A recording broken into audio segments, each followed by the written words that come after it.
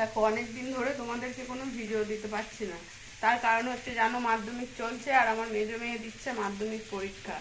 তো আজকে 5টার সময় উঠেছি, ভোর রোজই উঠছি, উঠে রান্না করে কাজে যাচ্ছি, কাজ থেকে এসে তাড়াহুড়ো করে ওকে নিয়ে বেরিয়ে যাচ্ছি। তারপরে সেখানে ওকে নিয়ে 3 ঘন্টা বসে থেকে, ওর যেহেতু শরীরটা ভালো না, পরীক্ষা দিয়ে বাড়ি নিয়ে আসছি।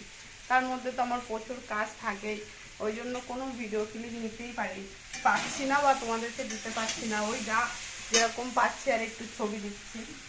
তো যাই হোক, আজকে আর আমি সকালবেলা মেয়েকে নিয়ে যাইনি, ওর বাবা দিয়েছে। আমার কাছ থেকে ফিরতে প্রচণ্ড দেরি হয়েছে, তাই ওর বাবা দিয়ে এসছে, আমি যাব আনতে।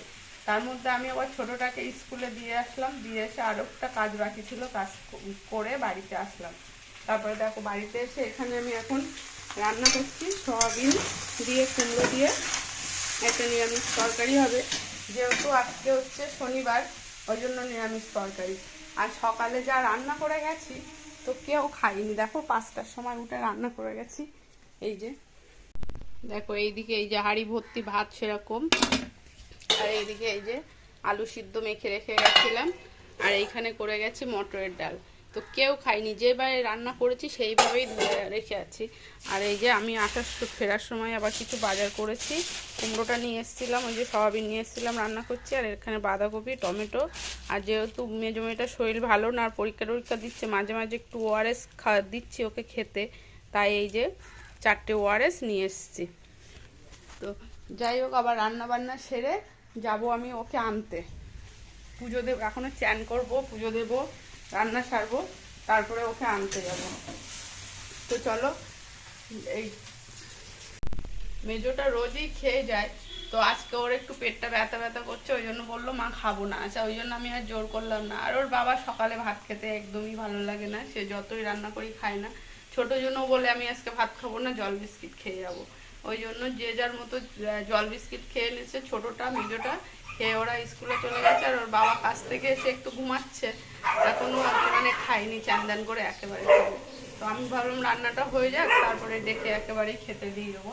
ওই জন্য এই রান্নাটা করে নিই, তারপরে ওর বাবাকে দেখে খেতে দিয়ে, তারপরে চান করে পুজো দিয়ে মেয়েকে নিয়ে, এই মেয়েকে আনতে আর কি যাবো। তো চান করে পুজো টুজো দিয়ে এবার বেরিয়ে পড়েছি মেয়েকে নিতে। তো আমি ওখান থেকে অটো করে এসেছি, অটো থেকে নেমে আর এবার হাঁটতে হাঁটতে স্কুলে পৌঁছেও গেছি।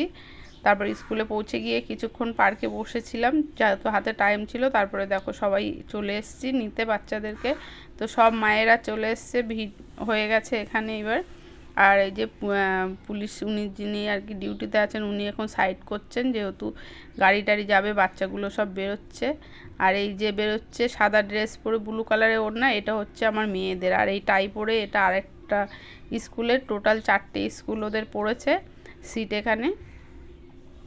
তো যাই হোক, এবারে সবাই আস্তে আস্তে বেরোচ্ছে। এখনও তো আমার মেয়েকে দেখা যাচ্ছে না, ওদের স্কুলের অনেক মেয়েরাই বেরিয়ে গেছে। তো যাই হোক, মেয়ে এসে গেলে তারপরে আমরা চলে যাব। আমি আর বাকি আসার ভিডিও ক্লিপ নিইনি, যেহেতু ওর বন্ধুরা সব একসঙ্গে বেরিয়েছে, কে কেমন পরীক্ষা দিয়েছে না দিয়েছে এইসব কথা বলতে বলতে তো আমরা চলে এসেছি।